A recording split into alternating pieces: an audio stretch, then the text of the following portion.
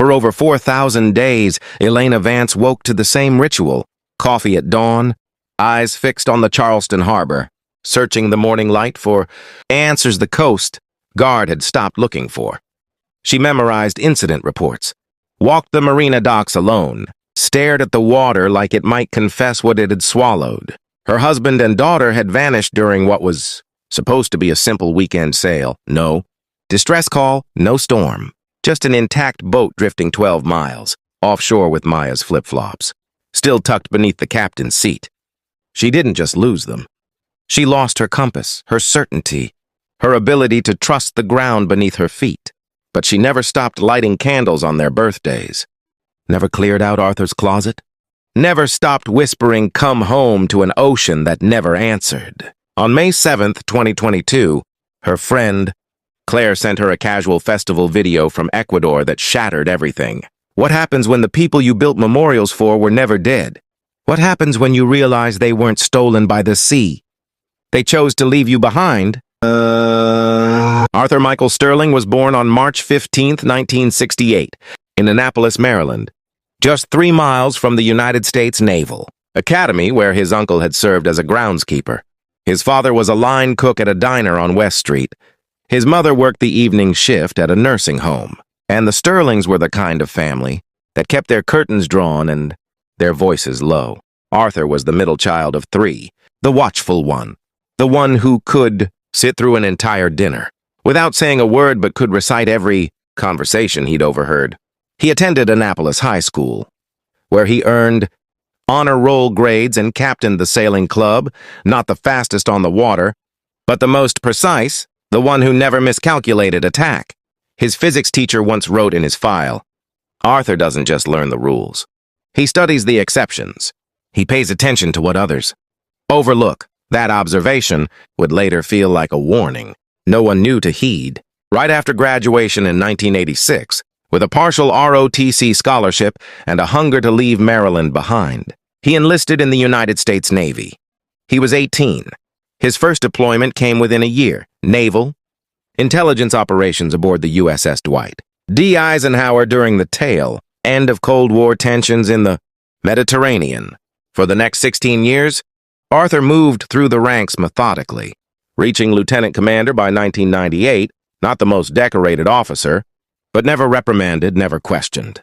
He was the kind of serviceman admirals trusted, efficient, self-contained, strategic. He didn't socialize much. No one really knew what he did during shore leave. He married once during his 7th year of service. Her name was Rebecca Hollis, a naval contractor who worked in communications at Norfolk Station. They had no children, and she died in a car accident on I-64 in 1999. Arthur was 31 at the time. After the funeral, he took emergency leave and returned 6 weeks later without mentioning her name again. His shipmates said he was different after that, more withdrawn, more controlled, like he'd locked something away and thrown out the key. He didn't drink. He didn't date. He stopped attending mess hall gatherings. He just worked, completed 3 more deployments, and then, in 2002, after 16 years of service, he retired with full honors and a steady pension. Instead of returning to Maryland, Arthur relocated to Charleston, South Carolina, a city steeped in naval history, lined with marinas, and full of people who didn't ask too many questions. He rented a modest 2-bedroom townhouse in Mount Pleasant, took a part-time position teaching sailing at the Charleston Community Sailing Center, and eventually earned advanced certifications in navigation and marine safety through the College of Charleston's continuing education program. The director of the Sailing Center said, "Arthur was the most reliable instructor we ever had. Showed up early every time, never canceled a lesson, could teach a child to read the stars before they could read a map." It was late summer of 2005, at a grief support group held at St. Michael's Episcopal Church, that Arthur met Elena Vance. She was a recently widowed school counselor, warm but wary, grieving but fighting to stay steady for her 7-year-old daughter, Maya. He was measured but attentive, reserved but intentional. They began with coffee after group sessions. Both cautious at first, but Elena found solace in his calmness. He was never late, never intrusive, always thoughtful. He didn't rush. He didn't perform.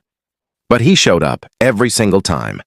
And after years of raising Maya alone, Elena thought she had finally met someone who wouldn't disappear.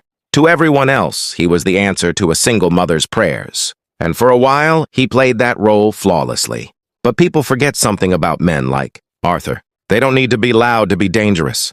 They just need to be patient. And Arthur Sterling had spent a lifetime learning how to wait. At first, everything unfolded slowly. Arthur didn't impose. He observed more than he directed. And when he did speak, his voice was calm, deliberate, always measured. He never tried to replace Maya's father. In fact, he rarely mentioned him at all. He gave Elena room to lead, never challenged her parenting decisions, and never asked for more than he was offered. He was considerate, consistent, dependable. The kind of man who fixed a loose cabinet hinge without being asked. The kind of man neighbors described as steady. Elena appreciated that. Her late husband had been taken suddenly, a heart attack at 34. No warning, no goodbye, just a void that grew heavier with each year. So when Arthur entered their lives with his quiet strength and unshakable presence, Elena believed she had found what she needed most. A partner who could help carry the weight. Elena married Arthur on April 22, 2006. The ceremony was small, just over 20 people, close friends, a few colleagues from the elementary school where Elena worked, and 2 of Arthur's Navy buddies who drove down from Virginia. No elaborate decorations. No designer gown, just white roses, wooden pews, and a pianist who played Great Is Thy Faithfulness during the processional. Maya, barely 8, sat quietly in the front row. She wore a lavender dress Elena had found at a consignment shop. Her hair pulled back in 2 neat braids with small white ribbons. She didn't cry. She didn't smile much either. She just watched. She didn't walk down the aisle. She didn't carry flowers. And when it came time for pictures, she stood between her mother and Arthur with her arms at her sides, eyes fixed somewhere past the camera lens. After the wedding, Arthur was patient, intentional, methodical, and it worked. Elena remembers the exact moment she saw the shift. It was a Saturday, morning in early June. They had just returned from the farmer's market, and Arthur was unloading bags from the trunk. Maya ran up behind him and grabbed one without being asked. He turned, smiled, and said, "Thank you, Maya. That's really helpful." And for the first time in months, Maya smiled back. Chapter 1.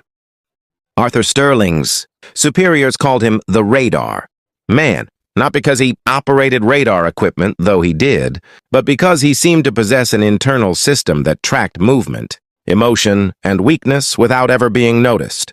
During his 16 years in naval intelligence, Arthur mastered a skill that had nothing to do with technology, the ability to read a room, a person, a situation, and position himself exactly where he needed to be before anyone realized he was watching. His first commanding officer aboard the USS Dwight D. Eisenhower wrote in his performance review, "Petty Officer Sterling has an unusual capacity for observation. He notices patterns others miss. Recommend advancement in intelligence operations." By 1992, Arthur was no longer fixing communication arrays. He was analyzing behavioral patterns of foreign operatives, studying surveillance footage for tells, and briefing officers on how to anticipate enemy movements before they happened. He didn't need to be the loudest voice in the briefing room. He just needed to be the one who had already mapped every exit. His fellow officers noticed something unsettling about Arthur.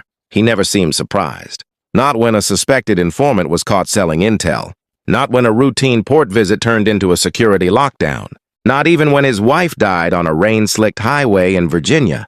He absorbed information the way a radar screen absorbs pings, silently, constantly, without reaction. One shipmate recalled a night in the Mediterranean when a junior sailor asked Arthur how he always knew what was going to happen next. Arthur had looked up from his coffee, his expression unreadable, and said, "I don't predict. I just pay attention to what people think they're hiding." It was during a counterintelligence training exercise in 1997 that Arthur's talents were fully recognized. The scenario involved identifying a planted mole within a mock diplomatic delegation, while other trainees focused on intercepting communications and analyzing documents. Arthur spent 3 days observing body language, noting who avoided eye contact, who laughed too quickly, who touched their neck when lying. He identified the mole in 72 hours, not through evidence, but through behavior. His instructor wrote, "Sterling doesn't chase targets. He waits for them to reveal themselves. Dangerous skill in the wrong hands." After Rebecca's death, Arthur's approach became even more refined. He stopped engaging in casual conversation. He stopped attending social events. But he didn't disappear. He simply receded into the background, watching, cataloging, learning. His final assignment before retirement involved monitoring personnel. For security risks, a role that required him to identify vulnerabilities in people who believed they had none. He was exceptional at it. He knew that everyone had a fracture line. You just had to apply pressure in the right place at the right time, without them ever realizing you were the one holding the hammer.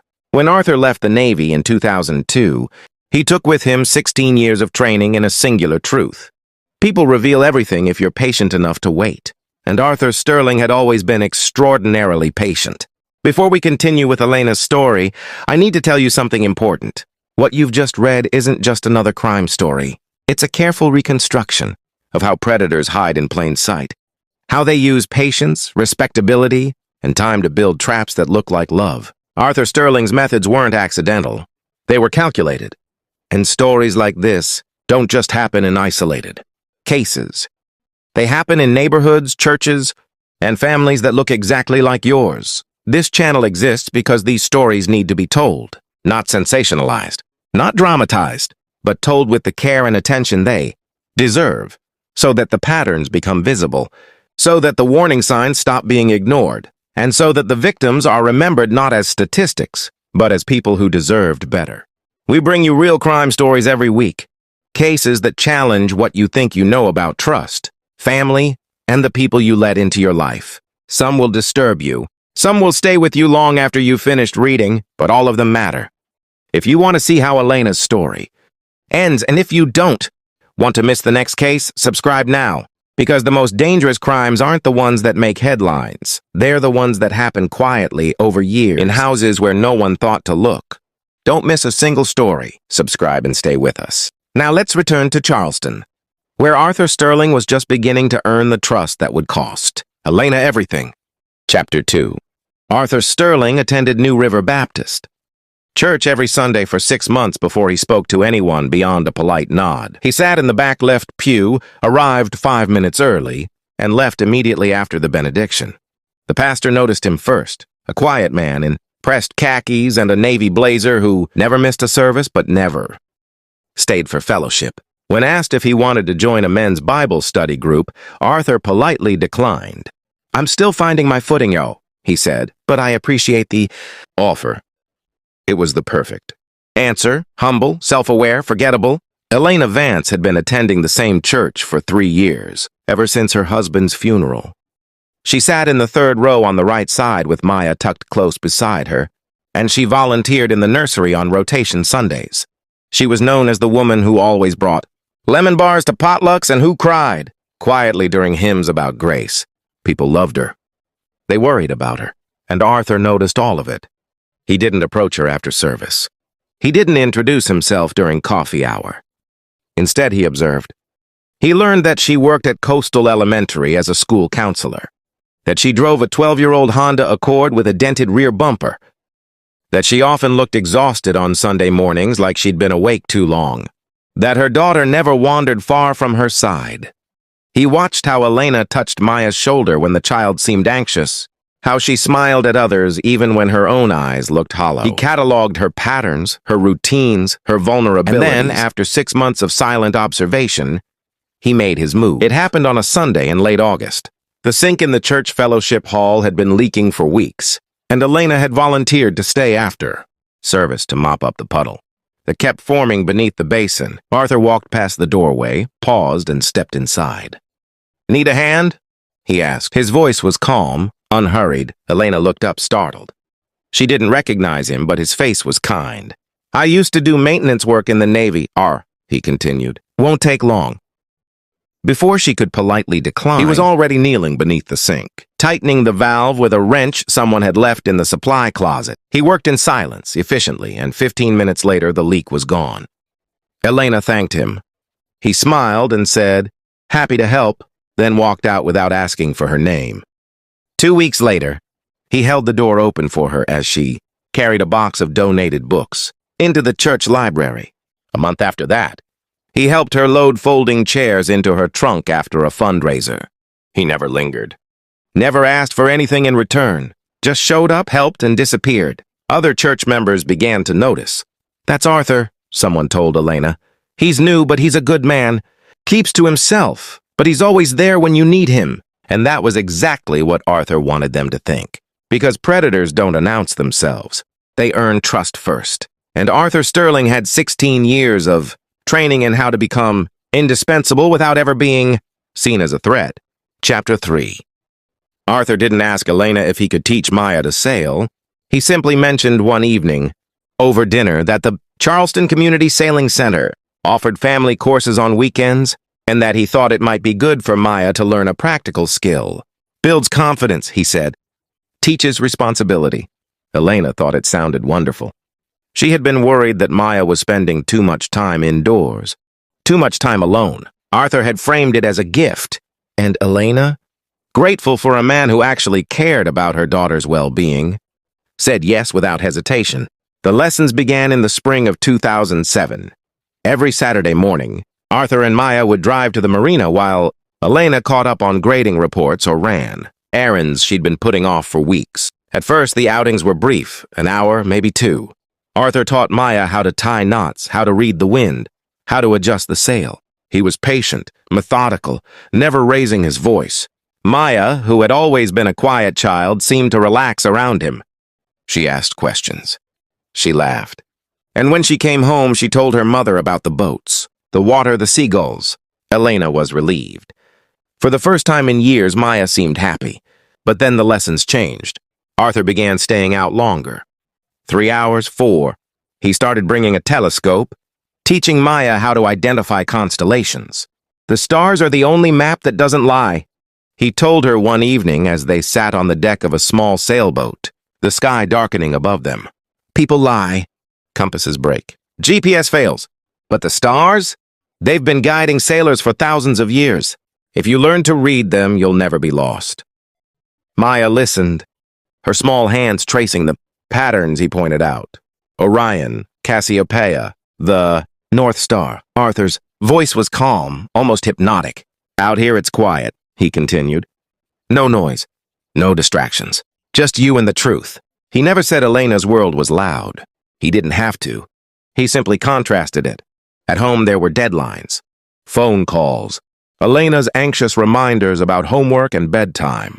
But on the water with Arthur there was only stillness. "Your mom works hard," he would say. "She worries a lot." That's what happens when people don't trust themselves. They fill the silence with noise. Maya didn't fully understand what he meant, but she felt it. The difference between the cramped, cluttered apartment where her mother's stress hung in the air like humidity, and the open water where Arthur's presence felt like permission to breathe. By the summer of 2008, Maya had stopped asking her mother to come along on the sailing trips. "It's okay, Mom," she would say. "You're tired. Arthur and I can go." Elena told herself it was healthy. That Maya needed a father figure. That Arthur was giving her daughter something Elena couldn't.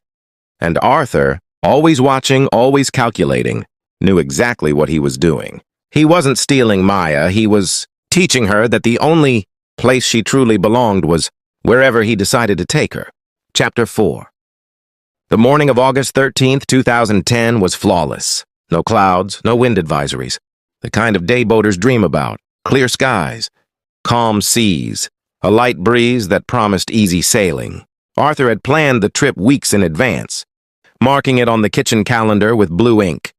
Weekend sail back Sunday evening. Elena had kissed them both goodbye at the marina just after 9 a.m., watching as Arthur loaded the cooler onto the deck of the 32-foot Catalina he'd purchased 2 years earlier. Maya, now 16, wore cut-off shorts and a faded college sweatshirt, her hair pulled back in a ponytail.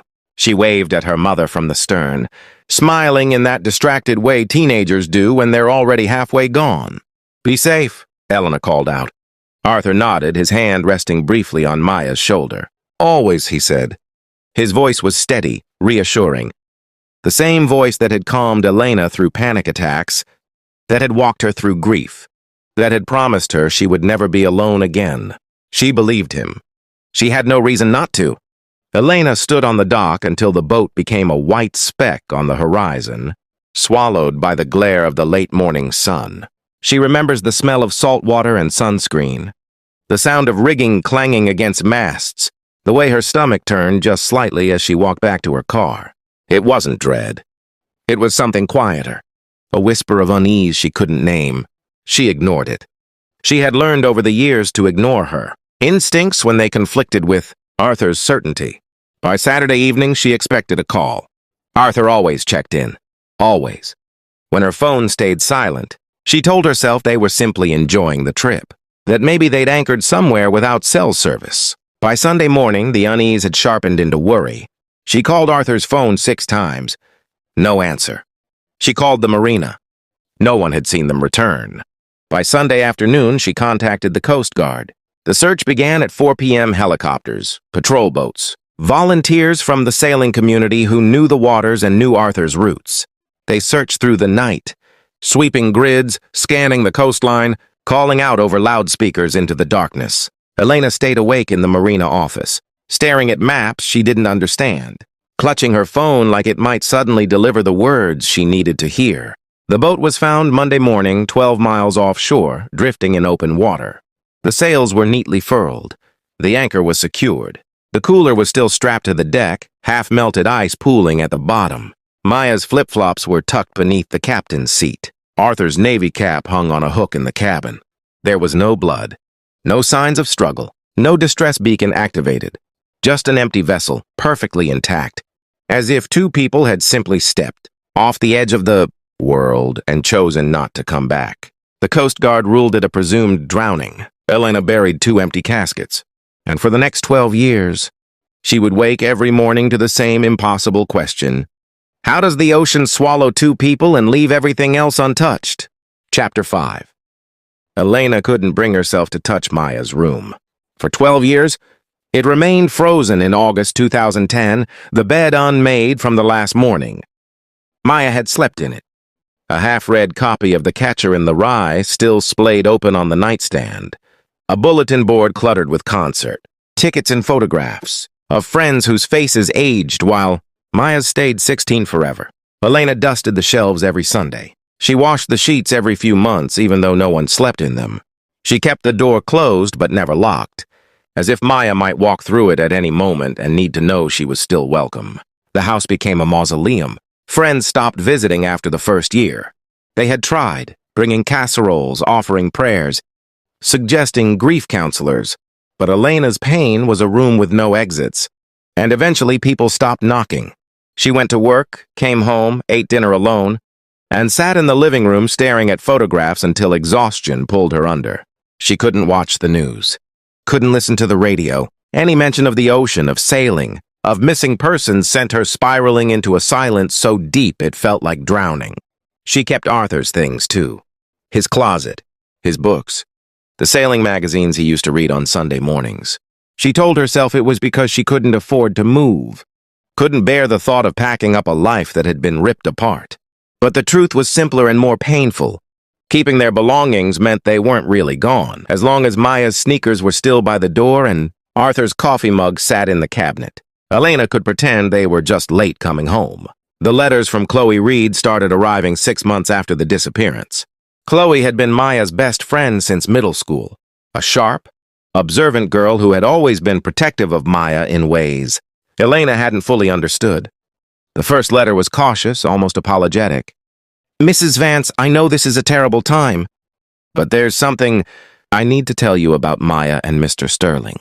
She used to say things that worried me. I didn't know how to bring it up before, but now I think you should know. Elena never opened the second letter, or the third. She recognized Chloe's handwriting on the envelopes and placed them in a drawer in the kitchen, unopened, alongside condolence cards she couldn't bear to read. She told herself Chloe was young, confused, grieving in her own way. That whatever the girl thought, she knew was just the distorted memory of a teenager, trying to make sense of a senseless tragedy. Elena had spent 2 years watching Arthur parent Maya. She had seen him teach her daughter to be confident, capable, independent. She had seen nothing wrong. But late at night, when the house was too quiet and sleep wouldn't come, Elena would sometimes stand outside Maya's room and remember small things. The way Maya had stopped hugging her goodbye before sailing trips. The way her daughter had started writing in a journal she kept hidden. The way Arthur's hand would rest on Maya's shoulder just a fraction too long. And Elena would close her eyes, force the thoughts away, and return to bed, choosing the comfort of denial over the horror of the truth. Chapter 6. Claire Dupont had been Elena's college roommate.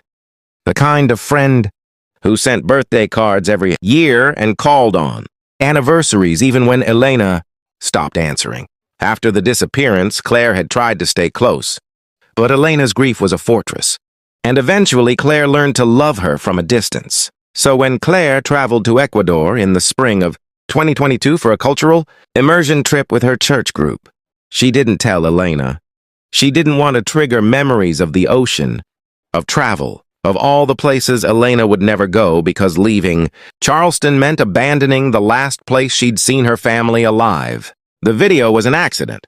Claire had been filming a street festival in a coastal village called Montañita, dancers in traditional dress, vendors selling grilled plantains, a band playing cumbia on a makeshift stage. She panned the camera across the crowd, capturing the energy, the color, the life. She didn't notice the couple in the background until she was back in her hotel room that night, scrolling through the footage. A man and a woman mid-dance, his hand on her waist, her head tilted back in laughter. Claire almost kept scrolling. But something made her pause. Something about the man's posture, the way he moved. She zoomed in. Her stomach dropped. She sent the video to Elena with a message that tried to soften the impossible. Elena, I need you to watch this. I don't know how to say this, but I think you need to see it. Please call me. The video was 26 seconds long. Elena watched it 17 times before she allowed herself to believe what she was seeing. The man was older, his hair almost entirely gray now, but the way he stood, shoulders back, weight evenly distributed, that unshakable calm, was unmistakable. Arthur. The woman was younger, late 20s, with sun-darkened skin and long dark hair that moved like water when she turned. Elena couldn't see her face clearly in the first few frames. But then the woman laughed, throwing her head back, and the camera caught her profile.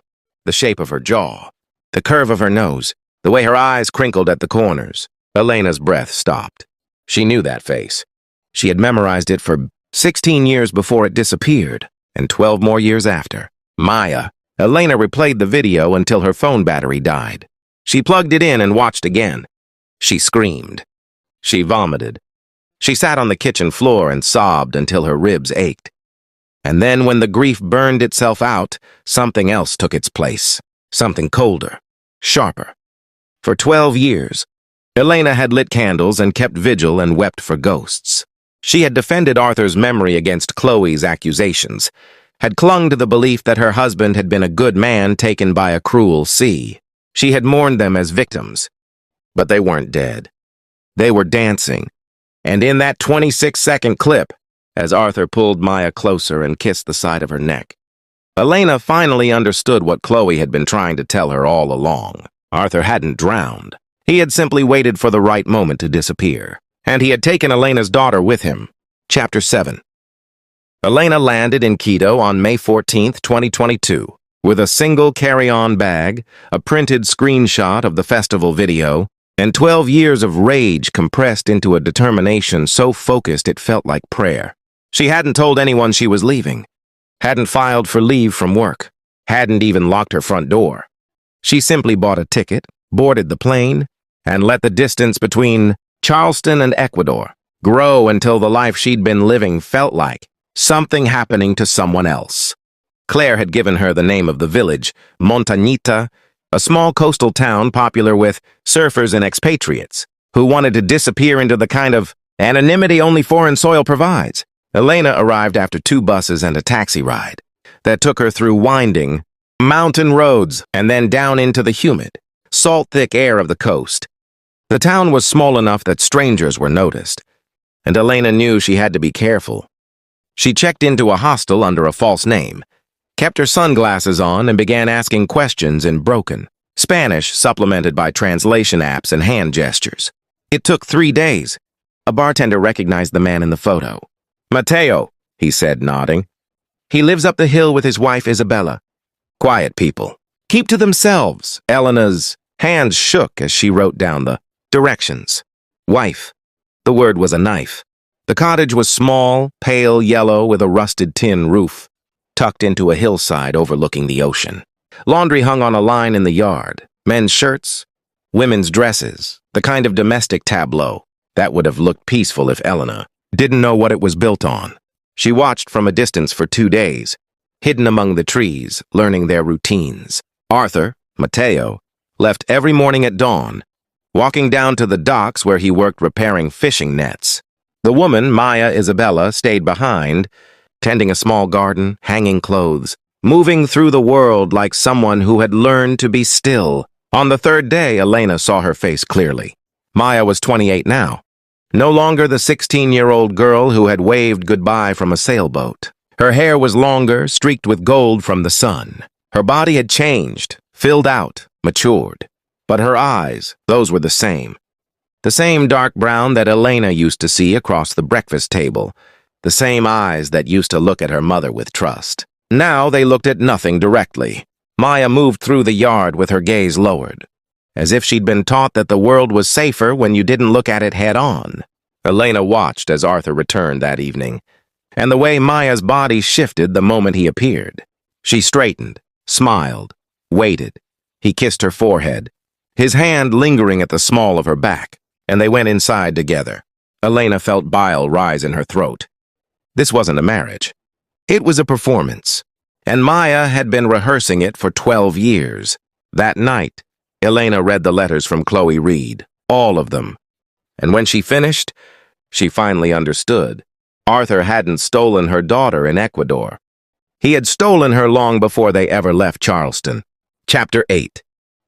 Elena waited until Saturday evening, when the village square, filled with tourists and locals gathering, for the weekly festival. She knew Arthur would bring Maya. Mateo always brought Isabella to the festivals, the bartender had said, as if their presence was proof of their normalcy, their belonging.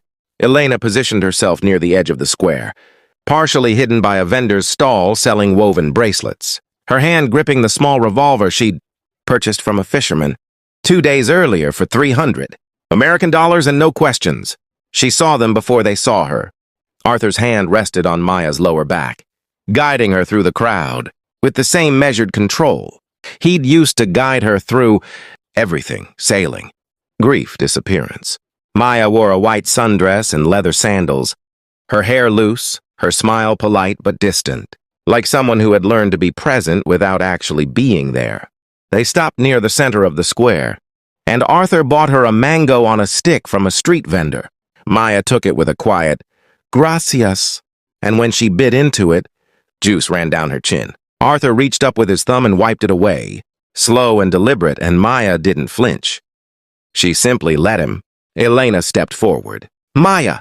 The word cut through the noise like a gunshot. Maya's head snapped up, her eyes wide, the mango falling from her hand onto the cobblestones. Arthur turned slowly, his expression unreadable, but Elena saw the calculation behind his eyes, the same calculation that had been there for 16 years.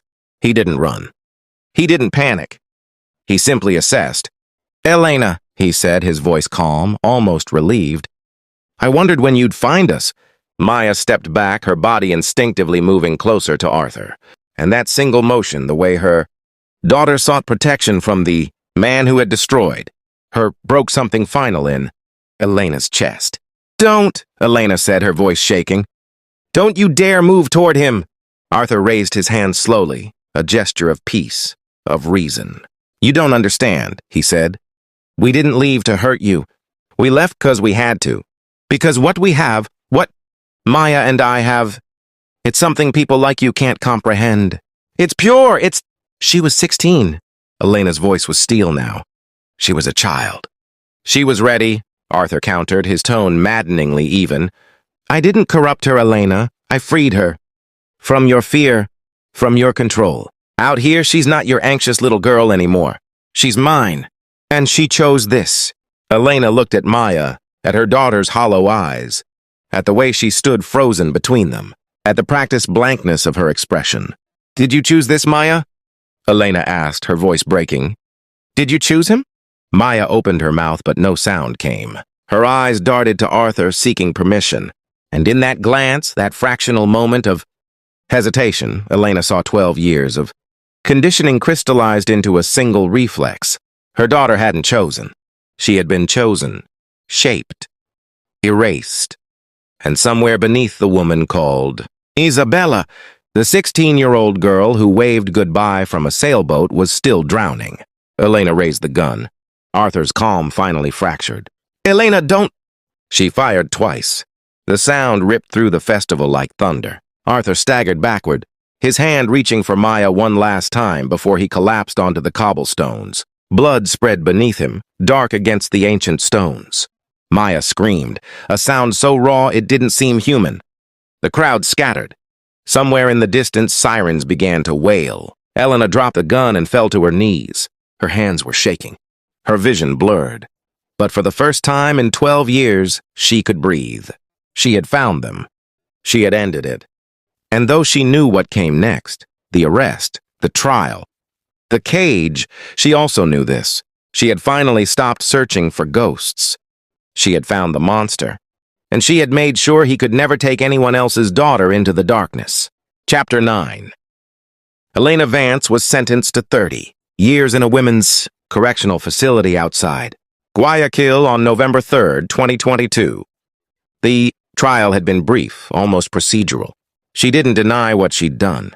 Didn't claim self-defense or temporary insanity. When the judge asked if she had anything to say before sentencing, Elena simply replied, "I should have read the letters sooner." No one understood what she meant. The courtroom moved on.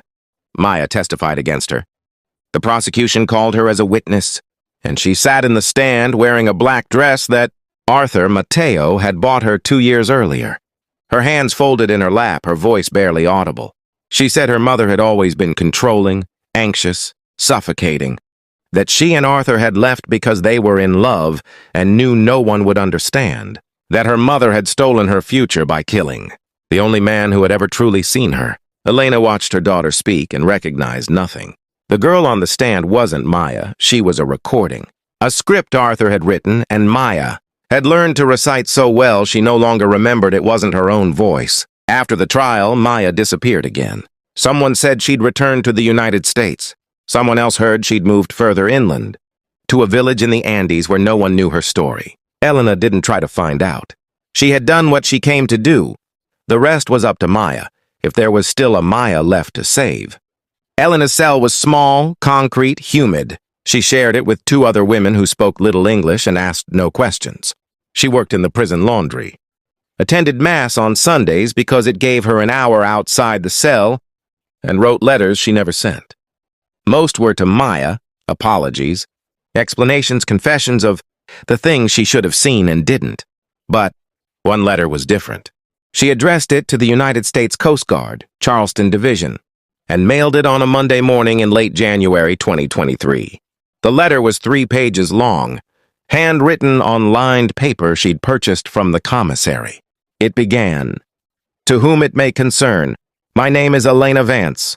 12 years ago, you searched for my husband and daughter after their sailboat was found, drifting off the South Carolina coast. You ruled it a presumed drowning. I need you to know that you were wrong." She detailed everything. Arthur's training in naval intelligence, his expertise in navigation and evasion, the way he had isolated Maya over years, not days, the festival video, the cottage in Ecuador, the carefully constructed new identities. And then, in the final paragraph, she wrote the line that had kept her awake every night since the shooting. The boat wasn't drifting. It was exactly where he wanted it to be. He knew how to make a disappearance look like a tragedy. He knew how search grids worked, how long you'd look, when you'd stop. He knew that an empty boat with no signs of struggle would be ruled an accident.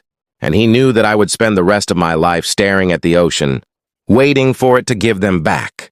He didn't drown. He simply understood that the best way to vanish is to make people believe. "You're already dead." She signed the letter, sealed it, and handed it to the guard during mail call. She didn't know if anyone would read it. Didn't know if it mattered, but she needed someone, somewhere, to understand that Arthur Sterling hadn't been a victim. He had been a predator with 16 years of training in how to hunt without being seen. And the only mistake he ever made was believing Elena would stop searching. She never did. Even now, sitting in a cell 8,000 miles from Charleston, she was still searching, not for Maya, but for the moment she missed, the signs she ignored, the question she should have asked. Because the truth was this: the ocean hadn't taken her family.